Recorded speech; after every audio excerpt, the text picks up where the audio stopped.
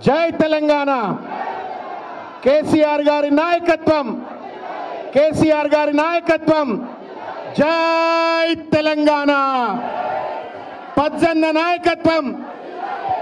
నాయకత్వం సభకు నమస్కారం సభాధ్యక్షులు గౌరవనీయులు జూబ్లీహిల్స్ శాసనసభ్యులు మాగంటి గోపీనాథ్ గారు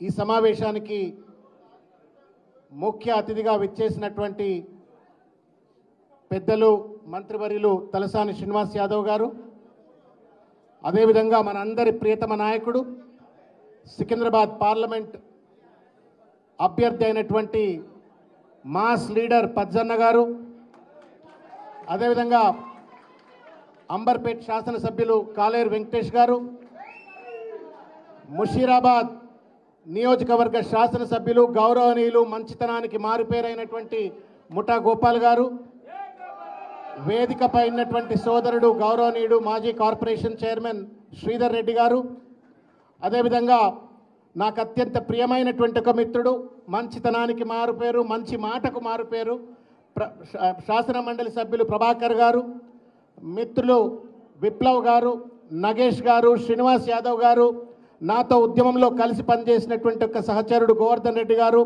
అర్షద్ భాయ్ ఆనంద్ భాయ్ మోహిత్ భాయ్ వేదికపై ఉన్నటువంటి అనేక మంది కార్పొరేటర్లు వెంకటరెడ్డి గారు పెద్దలు అందరికీ కూడా పేరు పేరున నమస్కారం డివిజన్ అధ్యక్షులకు అందరికీ నమస్కారం వేదిక కింద ఉన్నటువంటి అమ్మలు అక్కలు అన్నలు చెల్లెళ్ళు అందరికీ కూడా పేరు పేరున నమస్కారం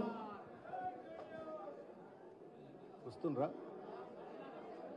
కేటీఆర్ గారు ఇప్పుడే సమావేశాలకు వచ్చినారు వారికి హృదయపూర్వకంగా సికింద్రాబాద్ పార్లమెంట్ కార్యకర్తలందరి తరపు నుండి హృదయపూర్వకంగా స్వాగతం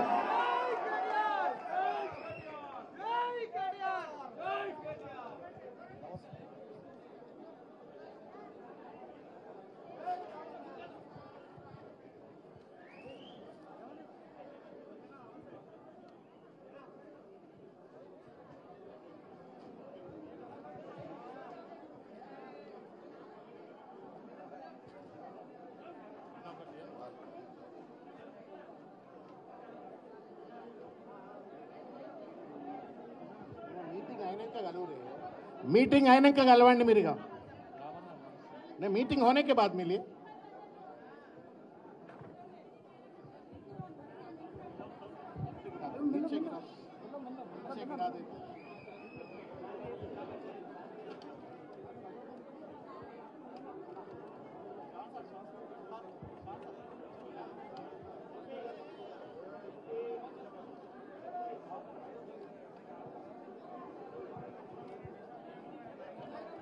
चलिए आप अभी मिलना बंद करिए प्लीज अभी आप बंद दीजिए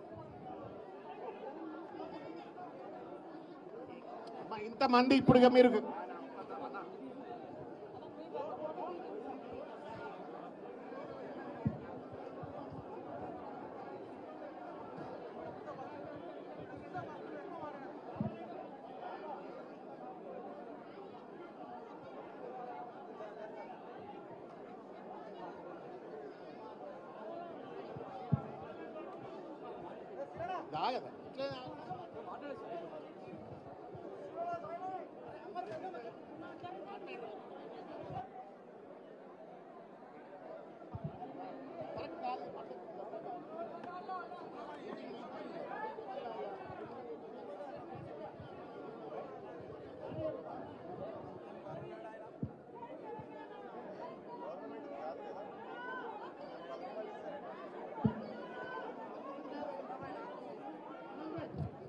आनंद भाई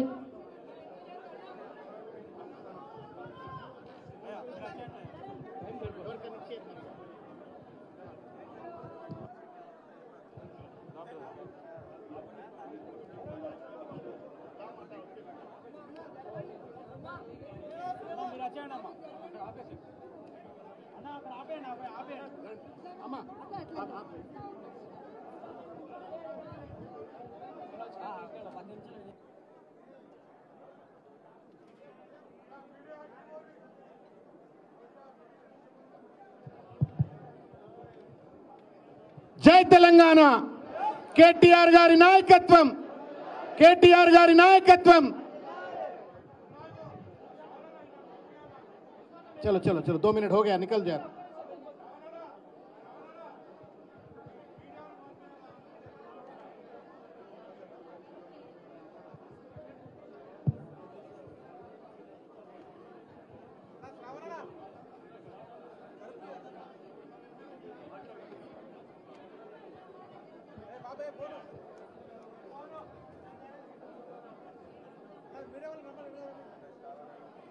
మిత్రులారా, ఈరోజు ఒక ముఖ్యమైనటువంటి ఒక సమావేశాన్ని మనం ఇక్కడ నిర్వహించుకుంటా ఉన్నాము.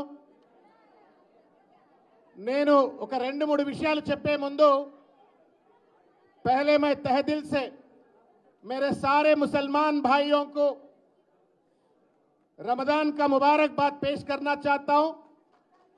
साथ ही साथ में मैं अल्लाह ताला से गुजारिश करता हूं कि आपके रोजा पूरे अच्छी तरीके से हो और इंशाअल्लाह आप दुआ में पतजन्ना को याद रखिए. और आप लोगों के दुआओं के वजह से किसी हाल में पतजन्ना जो है सो पार्लियामेंट मेंबर जीत के जो है सो हमारे सामने पेश होते बोल के मेरा उम्मीद है इंशाअल्लाह. మిత్రులారా, నేను 2-3 విషయాలు మీకు చెప్పదలుచుకున్నా. నేను మీడియాకి వెళ్ళిపోండి, చాలు కదా, ఇక చాలు కదా, చాలు విజువల్ చాలు ఇక, ప్లీజ్ చాలు, please please please meeting disturb అవుతుంది, ప్లీజ్ ఇక.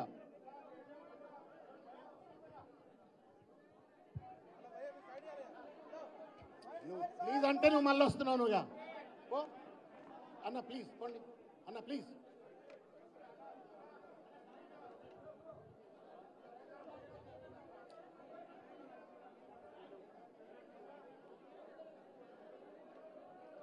మిత్రులారా, ఇవాళ పార్లమెంట్లో 3 అభ్యర్థుల మధ్యన పోటీ జరుగుతూ ఉంది. ఒక వ్యక్తి మన పజ్జన్న మంచితనానికి, పేద ప్రజలకు అండగా ఉండేందులో పెద్దన్న పాత్ర నిరంతరం పోషించేటువంటి మాస్ లీడర్ మన పజ్జన్న. రెండవ వ్యక్తి దానం నాగేందర్, మూడవ వ్యక్తి కిషన్ రెడ్డి. ఈ 3 గురించి నేను ఒక 2 నిమిషాలు నేను మీకు చెప్తాను. చాలా మందికి పజ్జన్న ఏళ్ల తరబడి తెలిసి ఉంటాడు, నాకు కూడా అట్లాగే చాలా ఏళ్లుగా తెలుసు. వారి నాయకత్వంలో హైదరాబాద్లో తెలంగాణ ఉద్యమంలో అత్యంత కీలకమైనటువంటి ఒక పాత్ర వారి నాయకత్వంలో మేము పోషించినాం. నేను ఈ మధ్యకాలంలో వారి సికింద్రాబాద్ పార్టీ ఆఫీస్కు నేను పోయినాను. यार क्या लफड़ा है यार, बैठो यार, बैठा आप लोग, बैठा आप लोग, पीछे तो भी जाइए आप, थोड़ा डिसिप्लिन रखिए प्लीज.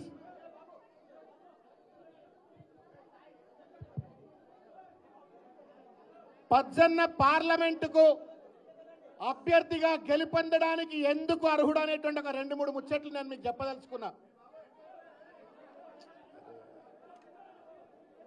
थोड़ा पीछे भाई साहब,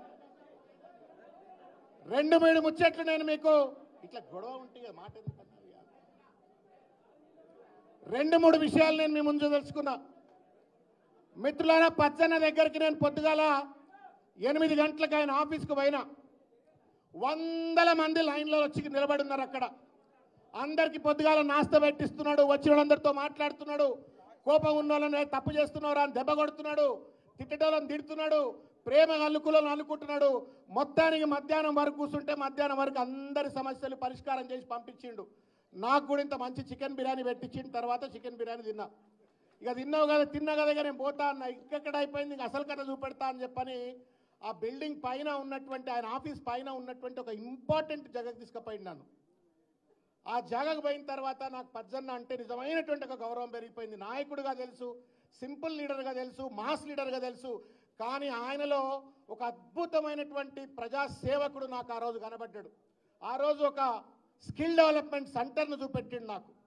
స్వంత పైసలతోటి అత్యంత ఆధునికతతో నిర్మించబడ్డటువంటి ఒక స్కిల్ డెవలప్మెంట్ సెంటర్ ఉంది.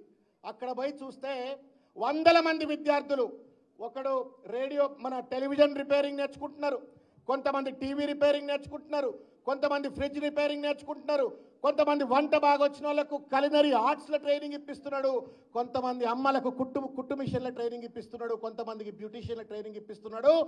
వందల వేల మందికి ఈ మధ్యకాలంలో ఆయన స్కిల్ బిల్డింగ్ చేసి ఉద్యోగాలు కల్పించినటువంటి ఒక మహానాయకుడు. పద్దన్న అనగానే మాసే కాదు, క్లాస్ కూడా ఉన్నది పద్దన్న అని చెప్పడానికి నేను ఈ మాట చెప్తున్నా. ఇవాళ ఇటువంటి నిరుద్యోగ యువకులకు ఉద్యోగాలు అందించాలనే సంకల్పం కావచ్చు. सिकंदराबाद ये रकंगानైతే నన్ను ईदगाह को लेके गया था, उसी दिन मेरे को मैं जब गया था ईदगाह को लेके गया था, बहुत खुशी से बता रहा था कि मैं इतनी अच्छी तरीके से ईदगाह को डेवलप किया बोल के. ఇక్కడ ఎట్లయితే మంచిగా మెరుస్తున్న బండలు కనబడుతున్నాయో ఈద్గా మైదానం అంతా కూడా అద్భుతంగా అభివృద్ధి చేసినాడు. అట్లా సికింద్రాబాద్లో మంచినీటి సమస్యలు కావచ్చు, రోడ్డు సమస్యలు కావచ్చు, నాలా సమస్యలు కావచ్చు, దానితో పాటు నిరుద్యోగ యువకులకు విద్యార్థులకు ఉద్యోగాలు కల్పించే విధంగా ఏ పార్టీ చెప్పలేదు, ఏ ప్రభుత్వం చెప్పలేదు, సొంత ఖర్చుతోటి ఆయన స్కిల్ డెవలప్మెంట్ సెంటర్ నడుపుతున్నటువంటి ఏకైక శాసనసభ్యుడు ఇవాళ నాకు తెలిసి హైదరాబాద్లో అని చెప్పి నేను భావిస్తా ఉన్నాను. అద్భుతమైనటువంటి ఒక రీతిలో పనిచేస్తున్నాడు. ఇది మన పద్దన్న మన పార్లమెంట్ అభ్యర్థి యొక్క గొప్పతనం. రెండో వ్యక్తి కిషన్ రెడ్డి కేంద్ర మంత్రి అయ్యిండు కూడా ఒకనాడు పిల్లికి కూడా బిచ్చం పెట్టినోడు కాదు. రెండోది కనీసం ఏ నిరుద్యోగ యువకుడికి ఉద్యోగం ఇచ్చినోడు కాదు, ఎవరికి అండగా ఉన్నాడు కాదు, ఆఖరికి రాష్ట్రానికి కూడా ఏ రకమైనటువంటి రీతిలో లాభం చేకూర్చిన వాడు కాదు కిషన్ రెడ్డి. పనికి రానటువంటి ఒక వ్యక్తి, అటువంటి పనికిరాని వ్యక్తి కనుక ఓటేసినట్టయితే చీగుడ్డ అవుతుంది అని చెప్పని వాళ్ళ తెలంగాణ సమాజానికి, మనం హైదరాబాద్ సమాజానికి, సికింద్రాబాద్ సమాజానికి చెప్పవలసిన అవసరం ఉందని చెప్పని సందర్భంగా నేను తెలియజేస్తాను. చివరికి పోతే దానం నాగేందర్ అంటే అదృష్టవంతుడు. 2018లో వచ్చిండు, ఎమ్మెల్యే అయిండు. 2023లో మళ్ళా ఎమ్మెల్యే అయిండు. నమ్మించి మోసం చేసి దగా చేసి వెళ్ళిపోయిండు దానం నాగేందర్. కేసీఆర్ ఇది బాగా గుర్తుపెట్టుకోవాల్సిన అంశం. కేసీఆర్ గారు సొంత కొడుకుని చూసినట్టుగా చూసిండు. ఎక్కడికి పోతే అక్కడ మహారాష్ట్ర పోయినా ఇంకో దగ్గరికి పోయినా హెలికాప్టర్లలో కూర్చోబెట్టుకొని తిప్పిండు, నమ్మించి పెద్ద ఎత్తున వెన్నుపోటు పడిచి వాళ్ళ పార్టీని వదిలిపెట్టి వాళ్ళ పక్క పార్టీలో చేరి అభ్యర్థిగా పోటీ చేస్తూ ఉన్నాడు. మొన్న ఎవరో కేటీఆర్ గారు మన మధ్య మాట్లాడుతుంటే ఈయన ప్రస్థానం అంతా చూసినాం. ఎట్లయితే రాజశేఖర్ రెడ్డిని వంచన చేసి ఆ రోజు తెలుగుదేశం పార్టీ నుండి ఆసిఫ్ నగర్ టికెట్ తీసుకుంటే కర్రు కాల్చి వాతన పెట్టిండ్రు. ఆ రోజు కర్రు కాల్చి వాత పెట్టిన తర్వాత రాజశేఖర్ రెడ్డి అధికారంలోకి వచ్చిండు.